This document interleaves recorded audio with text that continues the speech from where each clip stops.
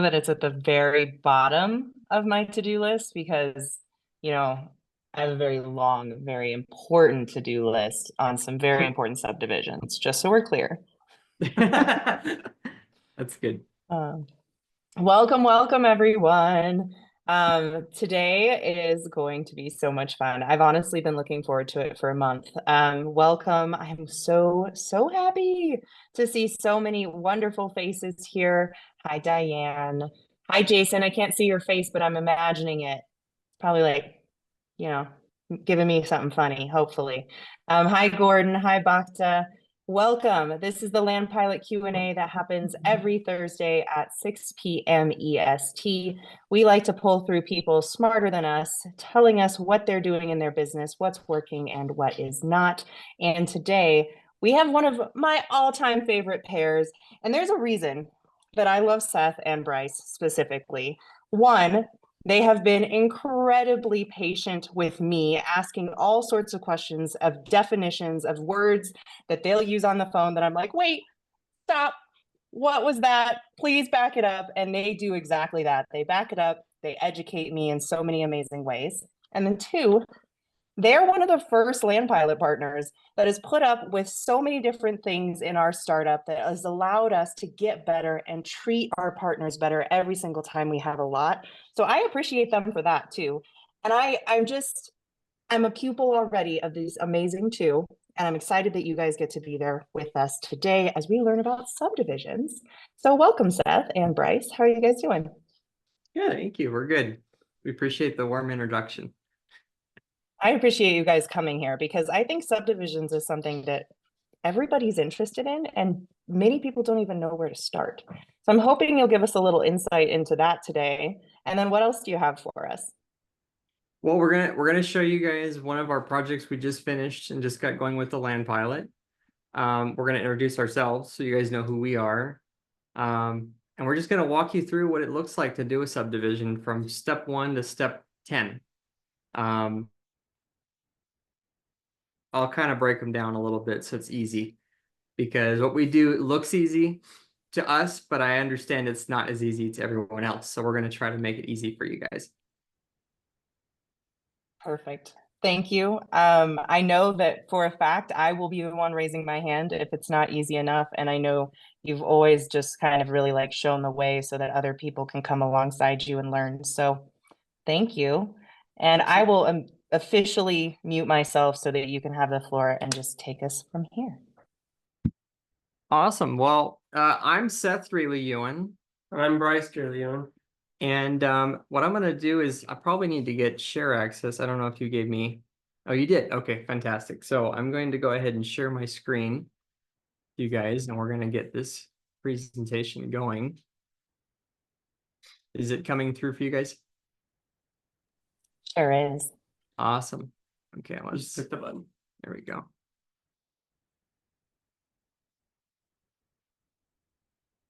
Okay, we're gonna make this bigger. I'll let you control that. There we go. That's easy for me. Okay, go to the next slide.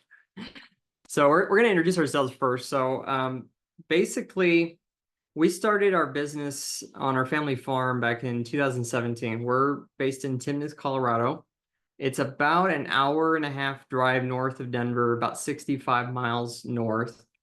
And yeah, in 2017, we had no idea what the heck we were doing.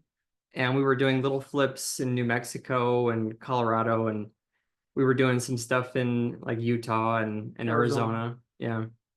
And over the years, we've kind of developed our own systems and our own processes and our own team. And just recently have met Corianne and Robin, and we've started working with them. But we started looking in the last 2-3 years at doing subdivisions and have been doing it actively for the last couple of years now. And I would not pick Colorado to do them, but this is where, if you look at this picture of the barn, that's where we grew up. And it's a beautiful place. Unfortunately, it looks very different now. It's a subdivision that got purchased by a home builder. And coming soon, there'll be 170 homes on our family farm in Timnath. So at the end, I'll show you a picture. We actually got a couple legacy things done with the barn and with our with the streets and the names of our family. So this is our company, DeBro's Land. That's the company name that we go by. In 2017, we started it when I was in college. I was at Colorado State University, which is in Fort Collins, just a little bit outside of Timnath, so not too far from home. And I was a sophomore in high school. So I was 16 at the time. I was 21, I think, when I started. So I'm 30 now, and Bryce is 24. So we've been doing it for a while, and we enjoy every moment of every single day doing this business. And I wanted to kind of bring up this quote here, because the way we do business, there's a lot of ways to do business, but the way that we do business is if you do right, you bring right to the world. And everything that we do now, especially with subdivisions, you have to really look at what you're doing. You're changing the landscape of what you're buying and what you're selling forever. If you're buying a lot, it's already kind of what it is. You can do some things to it to add value and change it. You can go vertical. There's all kinds of things you can do, but it's very important to understand that if you make a decision now, you're making the impact for the next 100, 200, 500 years for that property, potentially, just by doing what you're doing today. And so every time we look at a subdivision, every time we look at a property, we make sure we keep that in mind, because you can't do any takebacks after it's all said and done. So let's go on to the next slide. So what we're doing here today is I'm going to show you guys exactly how we do those subdivisions, and we have specialized in minor and exempt subdivisions.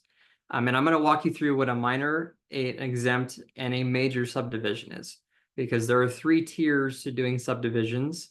And as you can probably imagine, from an exempt to a major, there's some huge differences. So let's go through basically what you're doing. Go to the next slide. We are taking a parent parcel, which is just the tract of land. It could be 0.1 acres. It could be 1,000 acres. And you're going to take that parent parcel and break it down into child parcels. And so this lingo here is very important, because if you're talking with the county, they're going to want to know, what is your plan for the parent parcel and the child parcels? Now, this is made with AI. So don't, kind of ignore this. We're not chopping pieces up that are landlocked, because, obviously that wouldn't be good, but this is the best we could come up with very quickly. Representation. Okay, let's go on to the next slide. So here's your 3. I put the definitions here. I'm just going to go on a very high level look with these. With exempt, you're doing essentially a survey, and it's however you want to define the survey. And we use land ID for that to go ahead and chop it up how we want. There are no approvals. It's literally a survey, and then you sell the parcels off. With a minor division, you're doing the exact same thing. However, the county or city or whoever's in charge, the jurisdiction that's in charge of minor land divisions, is going to have to put the rubber stamp on it and make sure that it meets their requirements. We'll go into that here a little bit. The major subdivision, though, is going to take input from your neighbors. You're probably going to have to go through a very lengthy process, potentially infrastructure changes. This could be putting in roads, could be putting in utilities. It could be bringing in rezonings to get the properties to meet the right zoning code. So there's a lot of things that go into it. And as you can imagine, kind of going through these, I wouldn't really change minor and exempt. It just depends on the jurisdiction. But when you go from exempt to major or minor to major, the value return that you're bringing to the marketplace is quite substantial. So if you're looking at the exempt and minor, I'd count them as the same kind of category in terms of returns that we're looking at. But you go from exempt or minor to major, and you're probably looking at exploding value through the roof, because you're improving it horizontally. And so when we look at things, we're doing horizontal development here at the end of the day. And it's a matter of how much horizontal development are you doing? Are you doing just paper, or are you actually putting in curbing and roads and utilities and bringing water and power and sewage and all that kind of stuff into the subdivision to bring value into the marketplace? With that, let's go to the next slide. So let's break it down from an exempt and a minor subdivide standpoint. And this is the exact process that we go through every single time we get a property. So the first thing is, This is the hardest part, is finding a property that even makes sense to do this with. And so we find our stuff all on the MLS. We're a little bit different than most. Now you could get it from anywhere. If you get a property through mail or cold calling or texting or ringless voicemail or whatever, Facebook, whatever sort of methodology you do to go ahead and get your properties. It's just a matter of, does this property even make sense to go ahead and subdivide? Because it may not have the necessary requirements. So what I'm looking for when we're looking at all these properties that we look at every day, I'm looking at the road frontage, and does it have substantial road frontage that we could chop it up in a way that makes sense for a potential future buyer to use. We're looking at the zoning. If you're in a place where there is zoning is going to determine everything, because the zoning code tells you what you can and cannot do. We're looking at terrain, we're looking at wetlands, flood zone, utilities. I'm looking at all of those things. If I'm putting it in a order, if you're like, okay, well, there's a lot of things there. What do I look at first? First thing is I'm pulling it up to see about the road frontage. Does it even make sense to do it? The second one I'm looking at is the terrain. Is the terrain fairly flat, or is it workable, or is it a total train wreck? Because sometimes you pull something up and it looks like a flat pancake, and you get to the end of it and it's like, we have we have Mount Everest in the middle of it, and we've got all this other terrain, and it's like, even if I could split it up, who's going to buy this? Who's going to use this? Because it's going to be so wonky, it won't be usable at the end of the day without having all that acreage. And also making sure there isn't any like eyesores, like electrical pylons or gas lines, or gas pipelines rather, or anything that's going to obstruct the use of the property. Exactly. And so some of these things are workable. It's just a matter of where they located on the property. What's the size of the property? Are we talking, a 5-acre parcel, or are we talking 1,000 acres? Because if you had 1,000 acres, you could probably kill a little bit and not have an issue. But if you're looking at 5 acres and you got a giant pylon coming through, not only is it going to kill some acreage, probably 1 or 2 acres of that 5, but it's also going to be a huge eyesore and deterrent for the other 3 acres that you actually could use. So if you're looking at that, that's the main thing. Then we get on to the next thing, which is going to be that zoning code. And we prefer places where there is no zoning. If you go to a place where there's no zoning, it makes things way easier. Then you're looking at a state level regulation, or you're looking at the jurisdictional level, at the local level in the county or in the city. The easier jurisdiction is going to be the county in most cases when you're talking no zoning. When you get into residential or agricultural or vacant land zoning, then it's just a matter of, is there variations of that zoning, and what each zoning will allow you to do or not do. And that's all going to be stuff that we can get into in the Q&A, but a lot of it is just researching it through the county municipal code, which is available in most places online, or could be attained by calling the county planning and zoning, or whoever runs the zoning department in the county level or city, saying, hey, I want to look at your municipal code, and I want to look at the subdivision regulations so I can figure out this property zoning, and I can figure out exactly what you guys are going to allow in a minor exempt subdivision, or if I'm going to have to go through a major subdivision. And sometimes I might read it and find some things that the county doesn't even know about in terms of codes and regulations. Exactly. And we'll go through that in the example later, because that one, they didn't even know what a subdivision was. And so we had to go through the entire process of getting with the mayor to literally look at the code and say, oh yeah, I've looked at the code now, had to pull it from some file in the archive. And it turns out we have a zoning code for this, but it only applies for X, Y, and Z. And ours was not X, Y, or Z. So we got his approval to move forward with it. So that one was in city limits. It was a little town.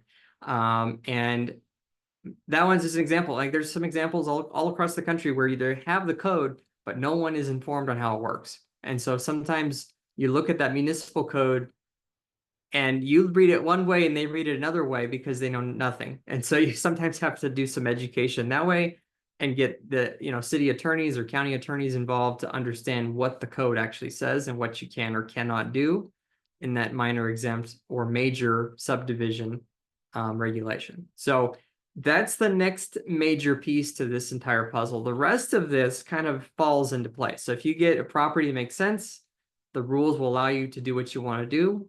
Then the next one is the next most important, which is, does the math make sense?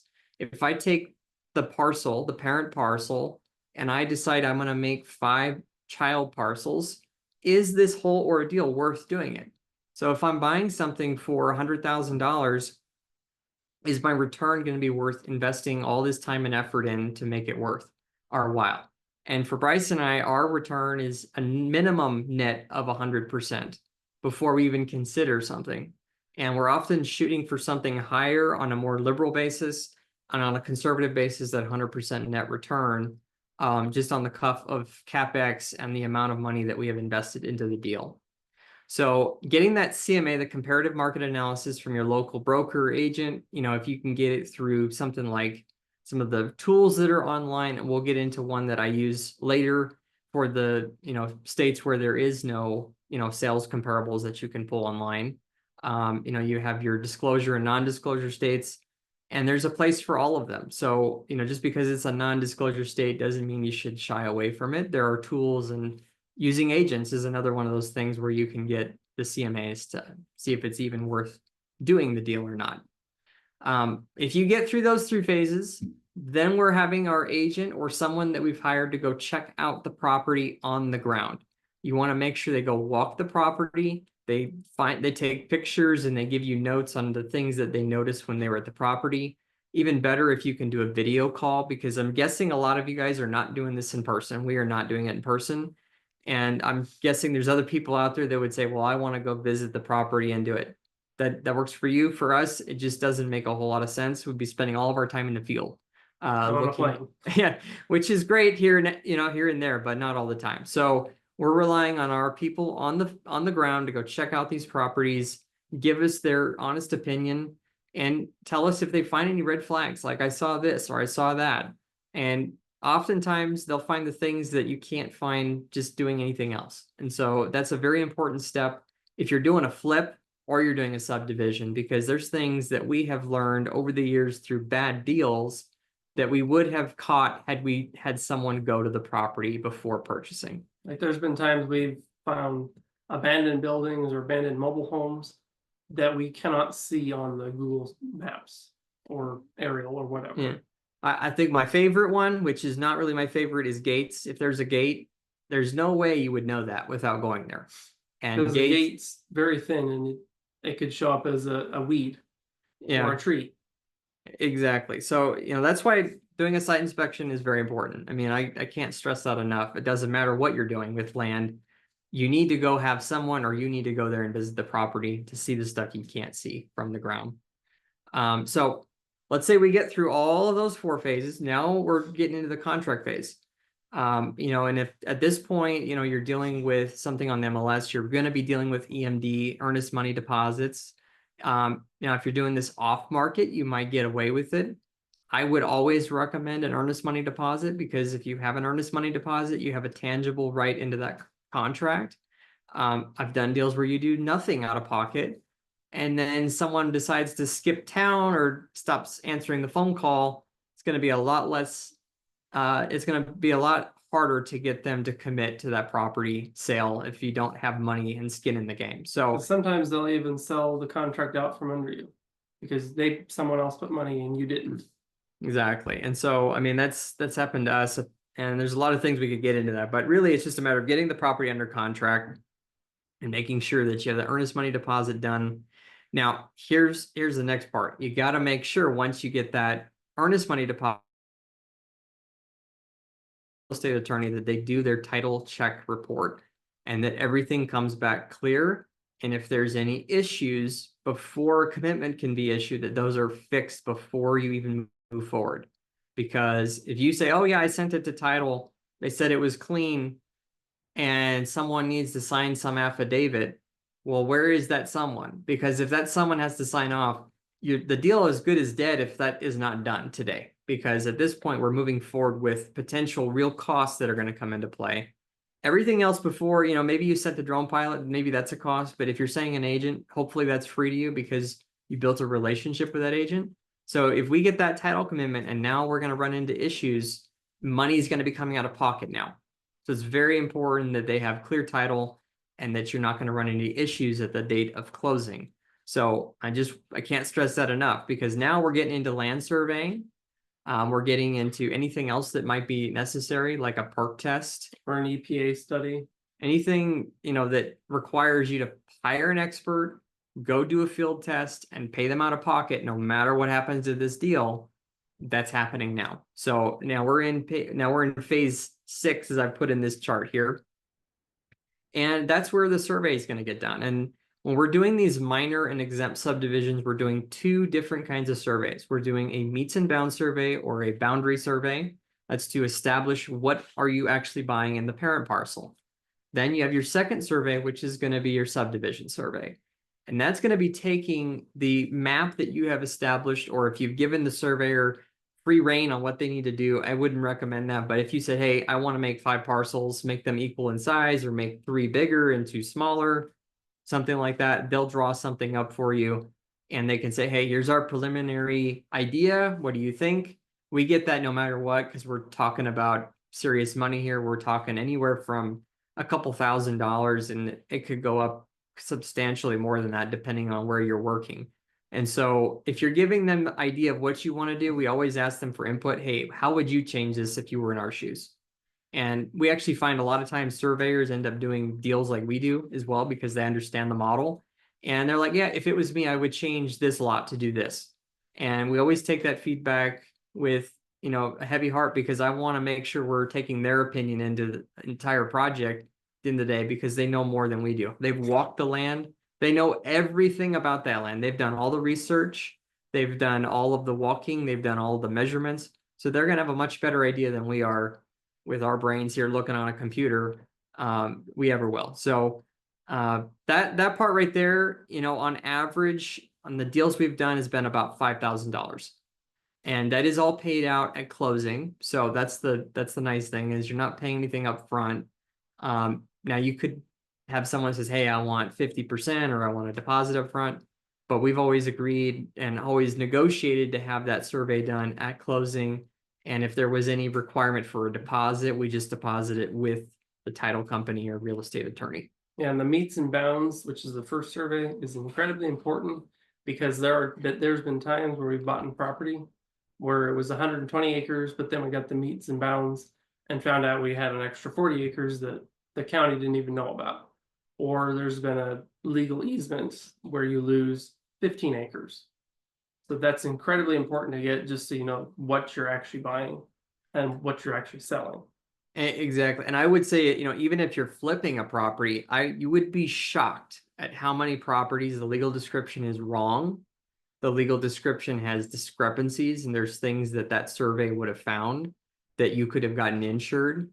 And I'm just sitting here thinking off the top of my head, there's probably a couple things that, just on a regular, forget surveying, forget doing a subdivide, that it would find. And that is, you're going to find fence lines. And those fence lines end up determining property lines in almost every case, because if they've been there long enough. Yeah, if they've been there long enough, or at the end of the day, even if they haven't been there very long, if the fence is already there, the cost to move the fence versus the cost of litigating for the extra acreage, if it's not enough, if you're talking an acre or 2 acres, you might say, well, moving the fence is going to cost $5,000. The acreage is worth $3,000, and the lawsuit might cost $20,000. Probably not worth it. Probably not worth it. So you're probably going to say, you know what, let's just move the fence line. That's the new property line. And that's something that happens more often than I care to admit, because now we've done these surveys enough. It happens in 1 in 3 properties. The fence line that from the neighbor, they might be the nicest neighbor in the world, and you can get them on the phone. They're like, yep, you can move the fence, no problem. You do it yourself. And you're like, okay, great. Let me go get a quote. And they're like, yep, I can do it. It'll be $5,000. And it's like, okay, well, is it worth $5,000 to move the fence 10 feet? Probably not. So I'm bringing all that up because that's something you just don't learn when you're doing land flips, and the folks out there teaching stuff, they're like, don't need surveys. And I hate the people who say you don't need title insurance. You need title insurance on every deal. Doesn't matter. It doesn't matter. And I can get into horror stories about why, but you got to make sure you're getting that title commitment, you're getting that title policy at the end of the day. So let's move on to the next one. And this is only applicable if you're going through a minor subdivision that requires an administrative review. So at this point, if we are on the minor subdivision, we're done. we've got the surveys done, we have all the files, and we got all the new legal descriptions that have been created on the child parcels, as well as the as well as excuse me, as well as your parent parcel. And we can go to closing. We're going to close on the parent parcel on a exempt subdivision. Those minor, the child parcels are not going to be recorded on an exempt The subdivision. only time they're recorded is when you sell it and the new owner goes to request an address. Yeah, so yeah, when we sell it, it's like we're selling this legal description, which is part of this parent parcel, and the new legal descriptions mention that parent parcel. So when we're talking about this part here, project submission, if we're going to a minor subdivision, you may have to get an administrative approval, a rubber stamp, says, yes, these comply with the zoning code, they comply with our requirements for, generally lot frontage, lot width and depth, road frontage being on it. Utilities. If there's a utility requirement, something like that, that's where they're doing the rubber stamp after the survey is done.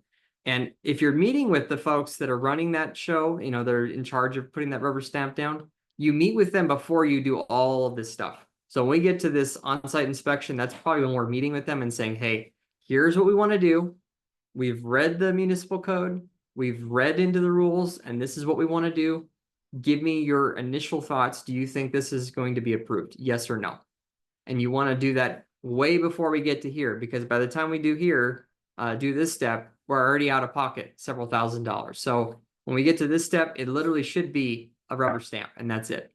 Now, major subdivision aside is a whole other thing. That's going to be months, potentially years of other things you need to do. And there's requirements for a lot of rubber stamps before you get final approval. So we're doing all of this before we close. So minor exempt, we want everything to go on to our bill at the end of the day for the closing before we come out of pocket. So that's when we come to the closing. In the closing table, we have a clear title report. We have everything that's required to close. We have the survey. And now because we have the survey, we can get that insured as well, because that survey has now been completed prior to closing. So when we get that title policy, they're going to put in the new legal description, which may be updated, or may just be a reaffirmation of what the survey legal description was the last time it happened. It could have been a year ago, it could have been 100 years ago. And oftentimes you'll find that there's discrepancies everywhere, and that's why it's important to have it done before you close so that your title insurance has that new survey in there. So with that, any other thoughts, Bryce? No. That's how you do a minor exempt subdivision. So let's go on to the next slide. We're going to go into an example. This is the one we just got going with the land pilot folks. So we have a 40-acre parcel, and this one had a discrepancy on the acreage because of a fence line. This was what we presented to the mayor. That's who we finally ended up meeting with. We had to talk with them and say, hey, no one in the town knew what a subdivision was or if there was any rules. And we finally found out there were some rules, but our subdivision didn't meet those rules. So we had to get his stamp of approval. We got his stamp of approval. Yeah, this is an exempt subdivision. So once we got through that process, then we went through all the steps we just went through. That's the only difference with this one. We thought it was a minor because of the mayor being involved, and it turned out that ours was kind of in a gray area between minor and exempt. And because of the lot sizes not being, these are almost 7 acres apiece, he ended up signing off on it and saying this is exempt because their exempt requirements were lot frontage, lot width, or lot width, lot length, and total size. And the total size was like 10,000 square feet. So we met the lot width and length and the size, but then the caveat with this one was the total number of lots. So the total number of lots, I think, was like 5 if you're going to be exempt, but we're like, we meet the other requirement. We're just making one more. And at the end of the day, we ended up getting 1 extra lot because we asked the right person the right question. So it never hurts to grill the people in charge of this stuff because they may or may not even know what they're doing, and they may have to check with the right authorities to make sure that what they're signing off on is in fact what they can sign off on. Okay, let's go to the next slide. So this is what a survey looks like. This is not the parent tract one. This is the subdivide survey. And so what you'll see down here on the very bottom right-hand corner, and even on the right-hand side, we've got the West Road up here, and we have another road right here. We have a fence line, and technically, if this parcel here were to survey, they probably would agree, let's just move the fence line to here. I don't even know, 0.1 acres, maybe 0.15 acres here. So Not worth fighting. it's not going to be worth fighting. Now, if they want to move the fence at their expense, fine. They can move the fence at their expense. They would move it where this blue line is. But down here, this is our neighbor to the south. We lost 0.88 acres on this one. So if you see, this Zoom stuff's in the way, but let's, go back, Bryce. So if you see right here, basically that corner triangle got taken off because of this wire fence and timber line. Excuse me. Okay, let's go to the next slide. So the toolbox. Let's just start with the top. We use Land ID for chopping everything up on paper and looking at stuff. That's where we look at contour lines, we look at flood zone, we look at wetlands, opportunity zones, we look at the soils. I like to look at the different aerial, Google, and that kind of stuff, so you can actually see how the land looks. There's like 9 or 10 different aerial views, and each one is going to be different. So it gives you a different perspective to view the land in. Exactly. And our favorite friend, ChatGPT. And we were just watching a Netflix documentary the other night with Bill Gates. I think it's really interesting. They were talking with the OpenAI CEO. So if you haven't seen that, go check it out. But we use it every day for everything in every part of our business. So if you're not using AI, then definitely start using AI. Get on the bandwagon. Acres.com is the tool that I was mentioning earlier as far as the non-disclosure states. So if you're in a non-disclosure state like Mississippi, Texas, Wyoming, Nevada, there's a bunch of them out there. This is a tool where they can get data from the county courthouse. It's not in every county. It's not for... The reality is they're only going to get the data they can actually get through offline sources, and some of it's coming through MLS databases. Some of it's coming through the county court records. Some of it's through private records. So it's just a different dynamic versus a state like Florida. And if you look at what Robin puts out there, I mean, Florida, you can get everything. It's a Christmas tree when you go to Data Tree or any of the MLS services. Yeah, exactly. And we use Data Tree. That's another one. So we use Data Tree and Land ID combined to look up properties, see who owns them, kind of look at what data we can pull. And you can use Data Tree for records and that sort of thing, but we use it primarily to look for comps in the places we can in the disclosure states. And Google Street View. Yeah, you can do Google Street View there as well. I mean, we're using a lot of different tools just to kind of check properties out, see what we think about them. But if you're like, where do I get my comps? It's going to be your realtor. It's going to be from the MLS. It's going to be from acres.com, Data Tree. And there's a million other services out there in the disclosure states. The non-disclosure states, it gets a little more tricky, which is why I'm sharing that little tidbit here, because that is a relatively new one. It's from Acres. Acre Traders or Acre Trader, something like that, is the parent company. Acres is their software they created, and they are is a company that you can invest in farmland through a syndication sort of thing through them. So they just came out with the software, and I'm like, it blew my mind, because in these non-disclosure areas, it's incredibly difficult to get comps. And so I can now look at a property and get some comps really quickly in that step 3 to even see if it's worth sending it to the realtor to go check out in person. We've done all the other steps. It's like, okay, we want to send them out there because that's going to be a big time commitment. Let's get comps from them. Let's get comps from acres.com so we can see if we can get out there.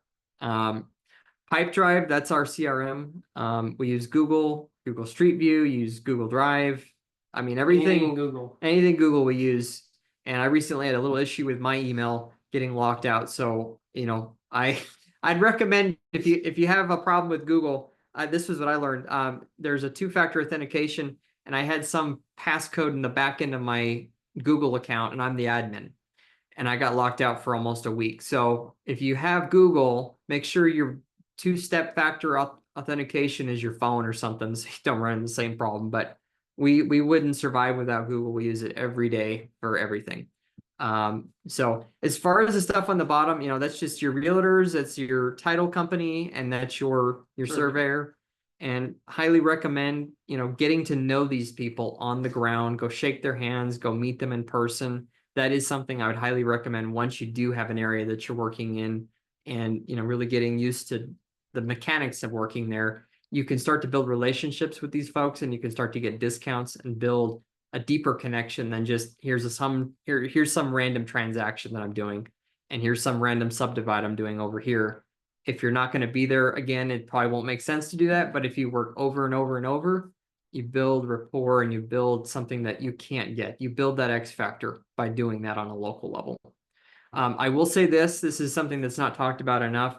Make sure on your team you have a good lawyer, a good CPA, a certified public accountant, an insurance broker, and a board of advisors. Those are things that you definitely need to have in your business if you're going to thrive and succeed, because you can't do it alone. The ideas that come to your head are great, but you need to have other people giving you input on the stuff that you're doing, because they'll all have a different opinion and they all have professional titles.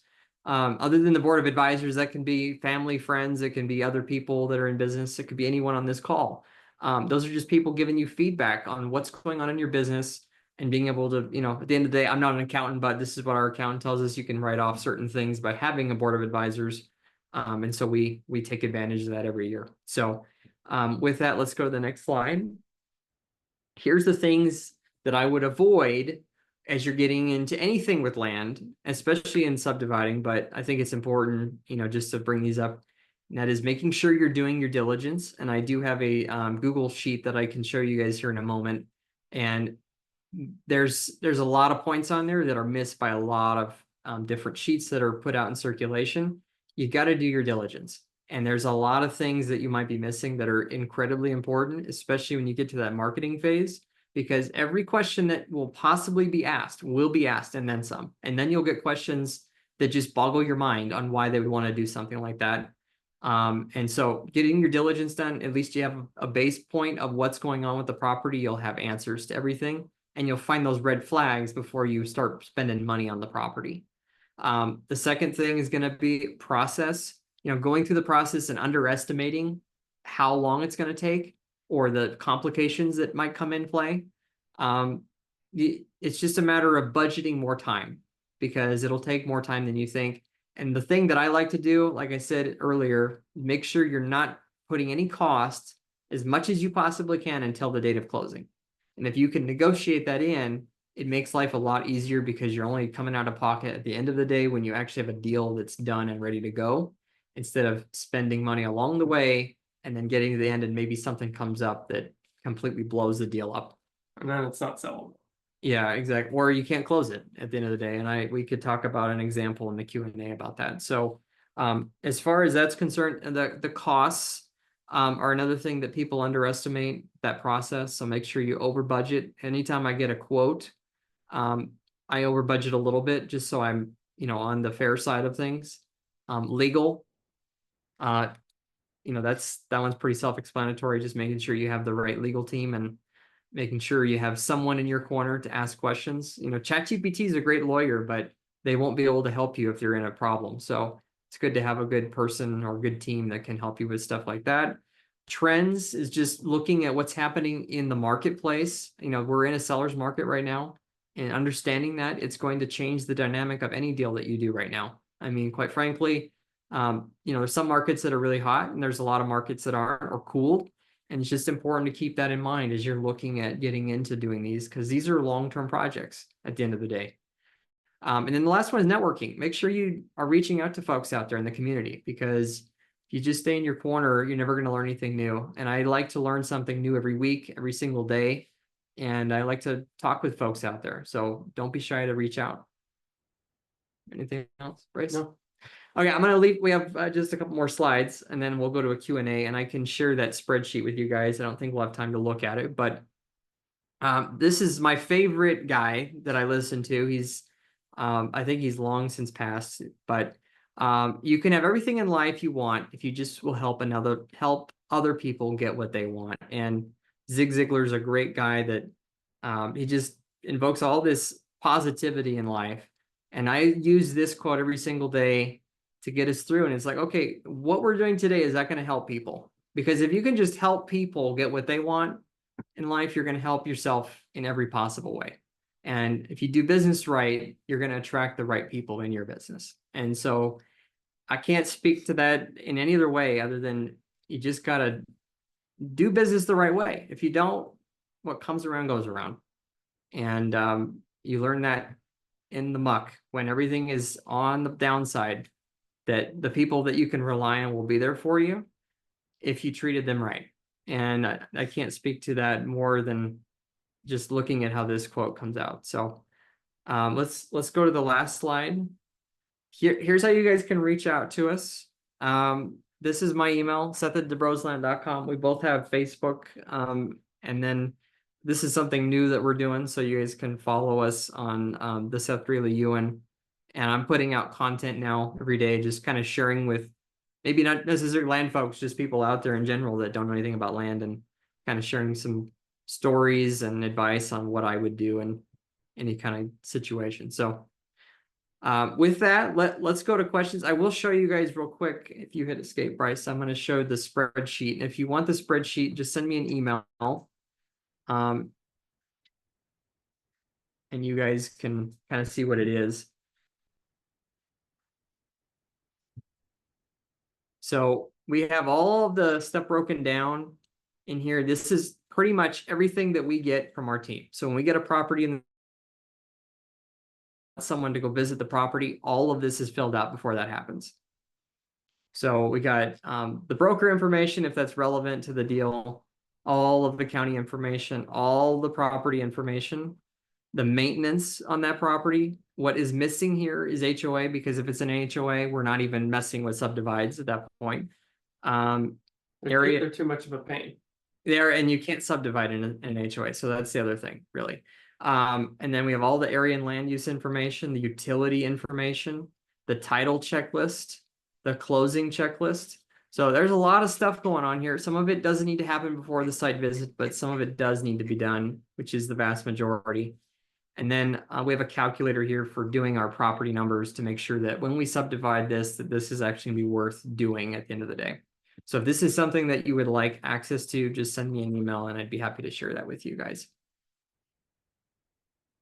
And with that, we can open it up for Q&A. Oh, how do I do that? I think down at the bottom, you click share, stop share. Yeah, you There we nailed it. go. Fantastic. I claimed fourth follower, just so we're clear. I already made it happen. And if you all would like to join me, if you have an Instagram, please go follow Seth and make sure that we give him a little bit of love for showing up with us today. That was the most simple subdivision description I've gotten yet. And I'm visual, so I think I needed the PowerPoint as well. But I would just like to know from everybody else, you can even drop it in the chat. Did you take away something? Was this helpful for you as you start to look towards subdivisions? And then this is always fireside chat mode. So feel free to unmute yourself and just ask a question. I'm sure Seth and Bryce would be happy to answer it. And just, yeah, let's keep the conversation rolling. What burning questions do you guys have? Hey, gentlemen, this is Derek Hotchkiss. Can you hear me? Yeah. Hi, Hey, Derek. good to see you again. Hey, I got a question. I'm working on my first subdivide, potentially. I've done mostly straight flips. I'm curious what experience you guys have with joint ventures. The landowner has 3 parcels. There's already an approved development plan to turn them into 12, but she gained control of these properties that she owns outright through a divorce. So her ex-husband did most of the work. She knows it's been done. She wants me to help her get the football across the finish line. I'm not sure that I want to bulldoze homes on the existing parcels and put this thing in. So I'm looking at it more as a developer standpoint of potentially getting all the paperwork in line and then offloading to a developer if possible, to take it the rest of the way to completion. And so I'm curious what I bring to the table, what kind of earnest money might be appropriate, or if you guys have structured any creative deals like that in the past where you're not actually taking title to the land yourselves. Okay, so let me ask you a couple follow-up questions. So she has already had the plans approved, or So the development plan itself has been surveyed and is approved. It's on record with the county. It's Okay. 15 years old at this point, but I have verified that it's still valid.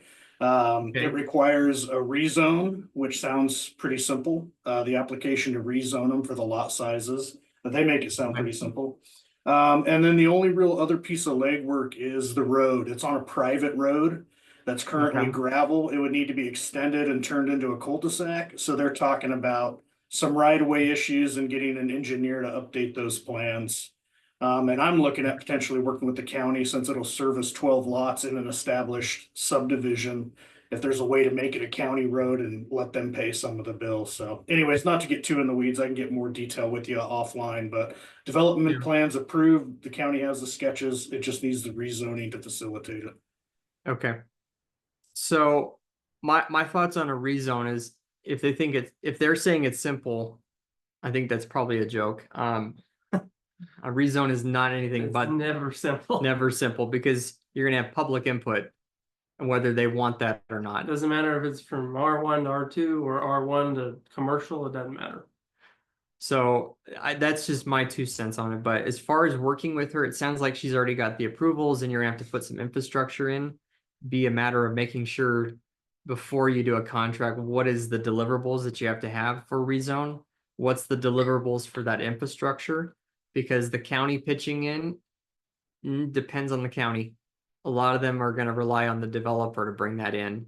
If it's a private road, I mean, you could probably give them the road itself, but at the end of the day, they're probably going to make you do some infrastructure overhaul to make that Yeah. public road up to Pave their it, storm drainage, all of it. all that kind of stuff. So if you're like, hey, I want to do this deal with her because she's already got it approved, for me, it's a matter of just doing a contract that says, hey, I'm going to put X amount of capital into this, and the property needs to be put into I would say probably structured as a trust or an LLC that you have control over.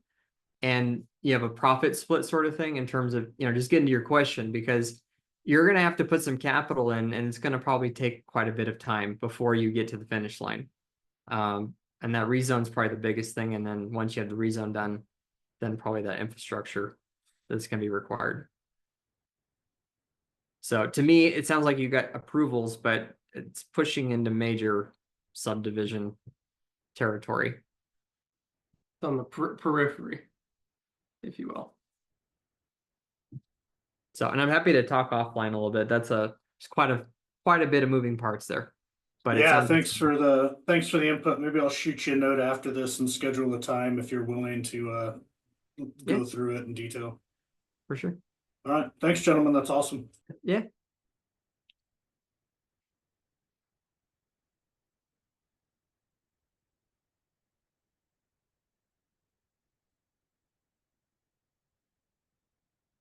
Anyone else?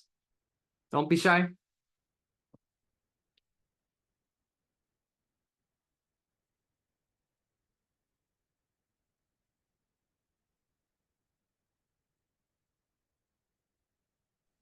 Hey, Seth and Bryce. Hey.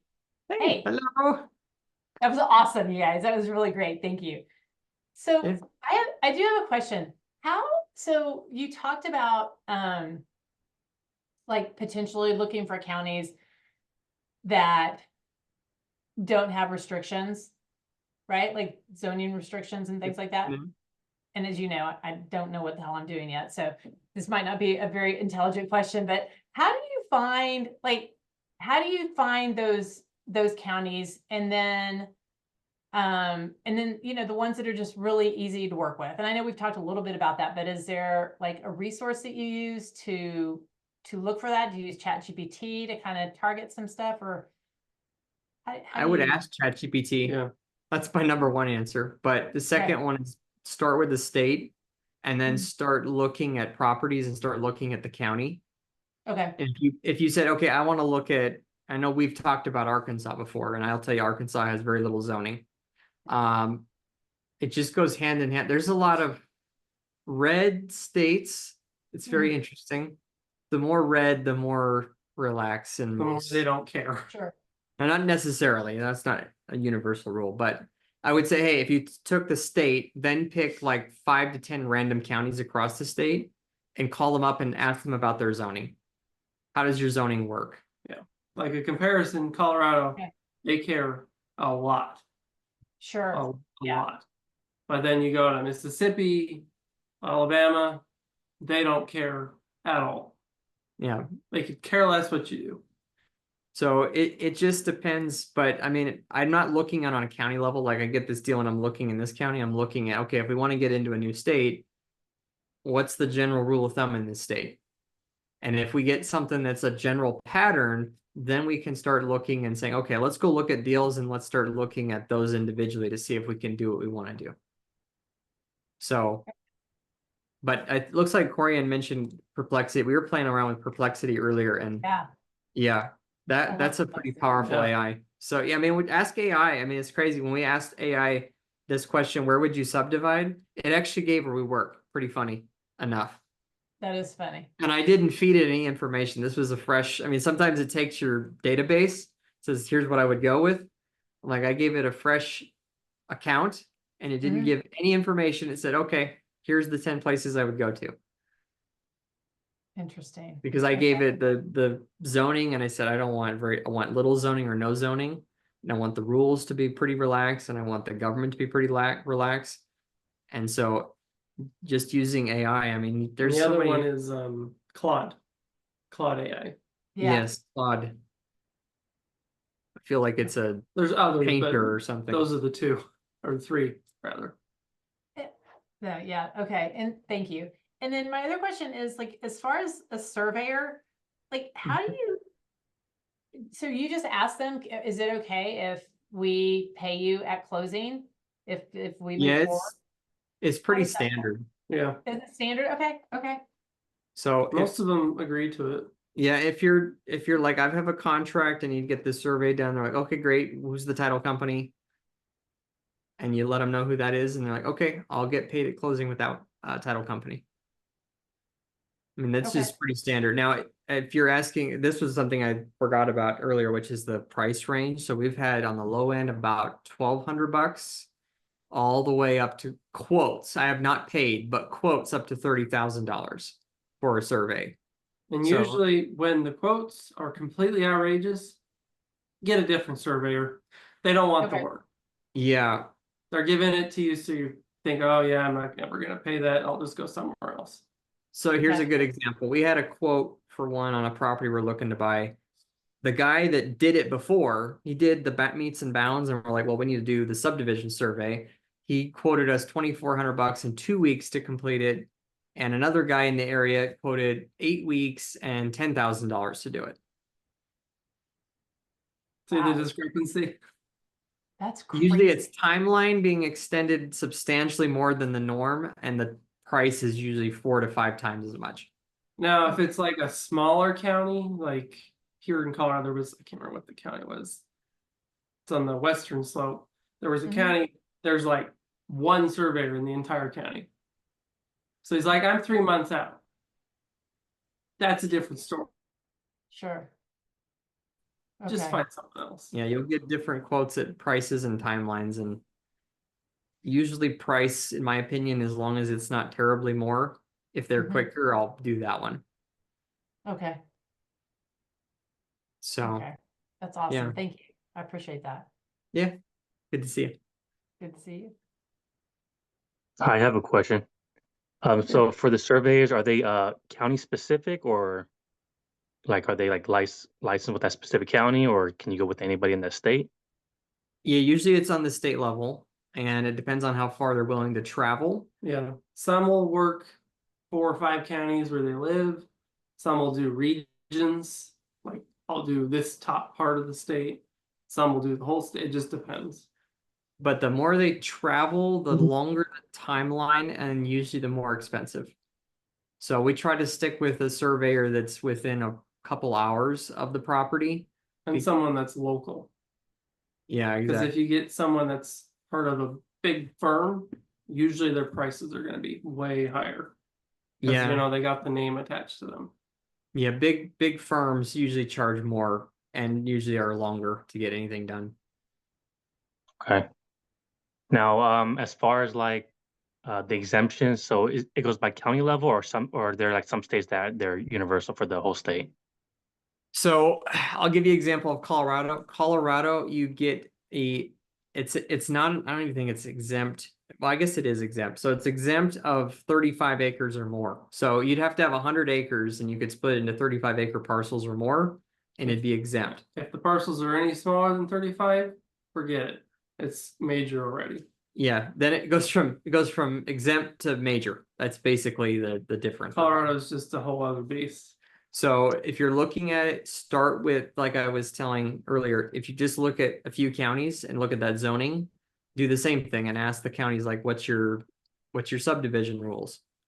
And that's looking at the municipal code, but once you have a pattern, then it's just a matter of checking it every time you get into a new jurisdiction. And when I say jurisdiction, we're looking at the county level.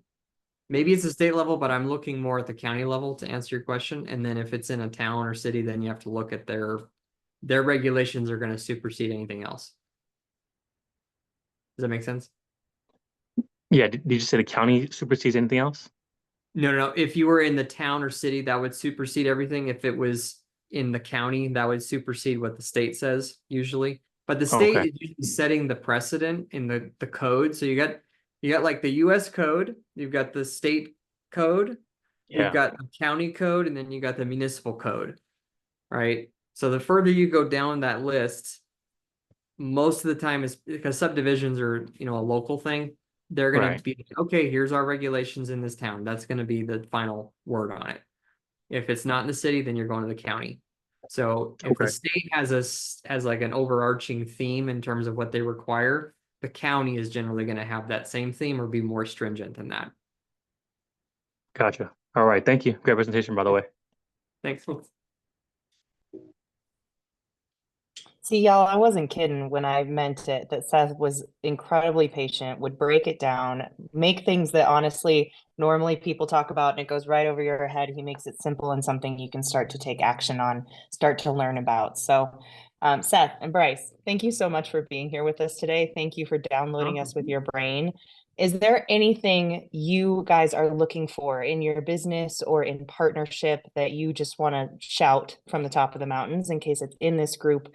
Or maybe somebody catches the recording later. If you're looking to do a subdivide, reach out. Happy to talk with you guys. And the main thing I'd say, the last page, the whole following thing, if you guys want to reach out, we're always looking to connect with folks in the community. So we always take time every day to talk with folks that are new or experienced. Thank you, Seth. Thank you, everybody that carved out time to be here with us on Thursday. Just a reminder, you can grab that QR code right there and have a conversation with me about done-for-you dispositions if you've got any lots that you're ready to get sold. In the meantime, we're going to be back next Thursday. I believe Robin is going to be at the helm next Thursday. He's got a few things he wants to share with our community, so make sure it's still on your calendar, and we'll see you then. Thanks again, Seth. Thanks, Bryce. Thanks. Thanks, everybody. Thank you. Bye. Like